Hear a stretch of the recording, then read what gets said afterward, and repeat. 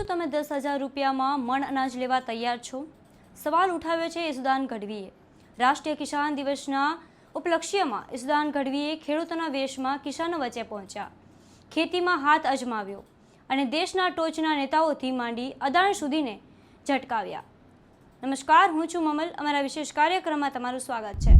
આ છે ખેડૂત આગેવાન અને આમ આદમી પાર્ટીના નેતા ઈસુદાન ગઢવી। તેઓ ખેતરમાં પહોંચ્યા છે। તેઓએ બળદથી ખેતી કરી, એટલે કે સીધી રીતે ખેડૂતો કુદરત સાથે જોડાઈને કઈ રીતે સામંજસ્ય બેસાડે છે તેનું ઉદાહરણ આપ્યું। તેઓએ પોતે ખેતીનું કામ કર્યું। તેઓએ જણાવ્યું કે ડૉક્ટર પોતાના દીકરાને ડૉક્ટર બનાવવા માંગે છે, વેપારી પોતાના સંતાનને વેપારી બનાવવા માંગે છે, તો મંત્રી પોતાના દીકરાને મંત્રી બનાવવા માંગે છે, પણ ખેડૂતો પોતાના સંતાનો ખેડૂત બનાવવા માંગતો નથી, કારણ કે ખેતી માત્ર નુકસાનનો ધંધો રહ્યો છે। ખેડૂતો દેવાના ડુંગર નીચે દબાઈ ગયા છે। સરકાર અદાણી જેવા ઉદ્યોગપતિને ખેતી સોંપી દેવા માંગે છે, જેનાથી ખેડૂતોને નુકસાન તો ઉદ્યોગપતિઓને ફાયદો થશે। ખેડૂતો વચ્ચે ઈસુદાનને જોઈને ખેડૂતો પ્રભાવિત પણ થયા। ત્યારે સાંભળીએ ખેડૂતો અને ઈસુદાન ગઢવીએ શું કહ્યું। ઈસુદાનભાઈ ગઢવીને અમે ટીવીમાં તો ઘણી વખત જોયા છે, પણ ખેડૂતના નેતા અને ખેડૂતના મસીહા એવા ઈસુદાનભાઈ આજે અમે રૂબરૂ જોયા છે અને અમારા ખેતીમાં આવી ખેતરમાં ઉપર આવી અને કિસાન દિવસ ઉજવો છે અને બહુ જ સારું કામ કર્યું છે। અને દરેક ખેડૂતને આવી રીતે પ્રોત્સાહન આપતા રહીએ, ખેડૂત જાગૃત થાય અને ભાજપને મૂકી અને ગમે પણ આમ આદમીને પકડો અને ખેડૂતના નેતાને ખાસ પકડો। બાકી આપણે ઉપર બધા રાજકારણ કરી જાય ને મતદાન લઈ અને પછી બધા ભૂલી જાય છે, તો કાયમને માટે ખેડૂત ભેરા રહીએ, ખેડૂતનું કામ કરે એવા નેતાને પકડો। જય જવાન જય કિસાન।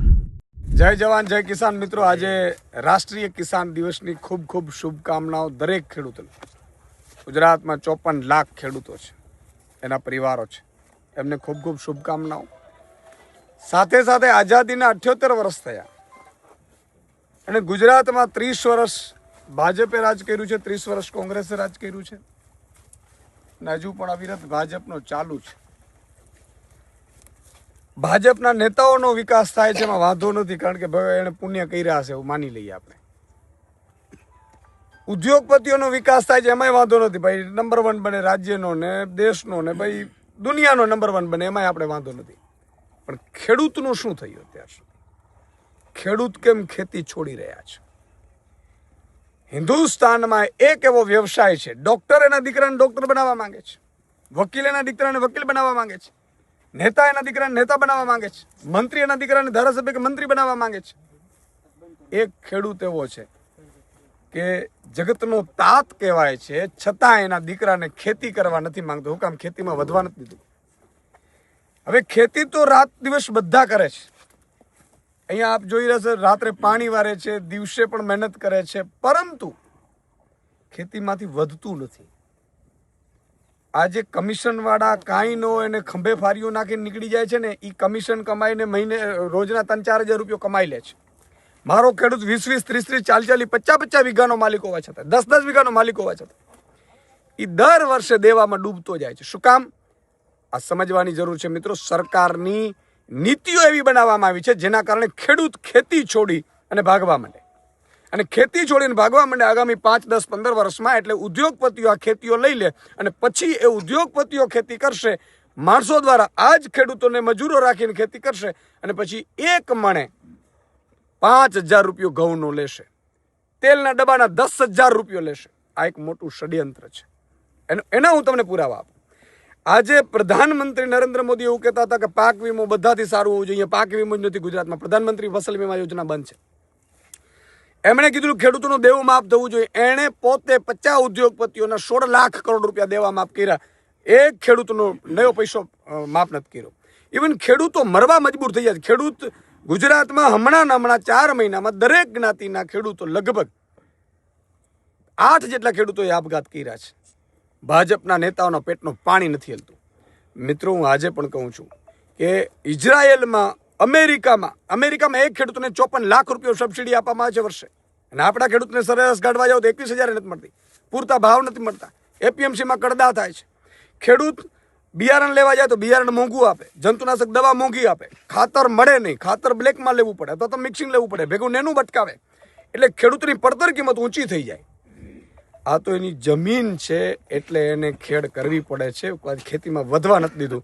અને આ જ ખેતી જો અદાણીને આપી દેવામાં આવે 1 વર્ષમાં, તો અદાણી, મને પાકો વિશ્વાસ છે કે ઘઉંના 1 મણના 5,000 રૂપિયો લે, તેલના ડબ્બાના 1 ડબ્બાના 10,000 રૂપિયો લે. કારણ કે તમે લેવું તો લો, નહીં તો ના લો.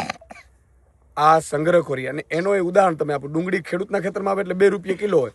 સંગ્રહખોરી કરે નેતાઓ અને એના દીકરાઓ એટલે 500 રૂપિયે મણ વેચાય. એટલે આ, અને જ્યારે ડુંગળીને આ બધું ઉપજ આપણા ખેડૂતના ખેતરમાં આવે એટલે નિકાસ બંધી કરી દે. સરકારનો રાતોરાત નિર્ણય આવી જાય. એટલા માટે હું કહું છું કે સરકારની નીતિ એ ખેડૂત વિરોધી નીતિ છે. આજે કિસાન દિવસ તો મનાવવામાં આવે છે, અને કિસાનો બિચાર ભોળા છે. ગામે ગામ જાઓ એટલે એમ કે આ ભાજપનું ગામ છે. સુદાનભાઈ, ભાજપનું ગામ, ભાજપના ખેડૂતોને ભોંય ભેગા કરી દીધા. આજે ગામડે ગામડે વાંઢાઓની સંખ્યા વધે છે, અને ભાજપના નેતાઓ ભાઈ તાળીઓ પાડે. શું કામ? એ મજા આવે કે જો આપણી નીતિઓને કારણે આના દીકરી કોઈ નથી આપતું, કોણ આપે? વાંઢા ફરી ગયા છે. એટલે મારે સૌને કહેવું છે કે જાગૃત થવાની જરૂર છે. ભાજપ પાસે આશા રાખવાની જરૂર નથી. એને તો 30 વર્ષ આપ્યા, ન કરી શક્યા કાંઈ. હવે આપણે જાગૃત થવાની જરૂર છે, અને દરેક ખેડૂતને મારે વિનંતી કરવી છે કે આપણે જાગૃત થવાનું છે. બિલકુલ થવાનું છે કે નથી થવાનું? થવાનું છે કે નથી થવાનું? અને આપણે બતાવીશું ખેડૂતોની તાકાત. 54 લાખ ખેડૂતો, એના પરિવારજન, એમના સગા સંબંધીઓ ગણો એટલે 2.5 કરોડ મતદારો થાય, ને 1 કરોડ અને 20 લાખ મજૂરો, શ્રમિકોને ગુજરાતના ખેડૂતો રોજગારી આપે છે. આજે અહીંયા તમે જુઓ, આ મજૂરો અહીંયા 25 મજૂરો અહીંયા કામ કરે છે. કોઈ ફેક્ટરીમાં કોઈ 25 મજૂરો નથી કામ કરતા. એટલા માટે ઉદ્યોગની સાથે સાથે ખેતી પ્રધાન જે છે, ખેતીને મહત્વ આપવું જોઈએ, નથી આપ્યું. એના કારણે આ પાયમાલ થયું છે. હવે ભાજપ પાસે કે કોઈ પાર્ટી પાસે આશા રાખવાની જરૂર નથી. આપણે ખેડૂતોએ એક થઈ અને ખેડૂતની નીતિ બને, ખેડૂતોની કાયમી નીતિઓ બને. ખેડૂતોને વાવતા પહેલા એને ખબર પડી છે કે મારે ઘઉં, મગફળી, ચોણા આના આ ભાવ રહેશે નહીં, સરકાર ખરીદી લેશે MSPના ભાવથી. આવી વ્યવસ્થાઓ આપણે પેદા કરવી છે ને, એટલે ખેડૂતો એક થવાના છે. માત્ર નહીં તો કિસાન દિવસ કરી અને આપણે ખેતી ખતમ રહી રહ્યા છીએ. બોલો જય જવાન, જય કિસાન, જય જવાન, જય કિસાન, જય જવાન, જય કિસાન. આ ઘટના અંગે આપ શું વિચારો છો? કોમેન્ટ કરીને કોમેન્ટ બોક્સમાં અમને જરૂરથી જણાવજો. અત્યાર માટે બસ આટલું જ. નમસ્કાર.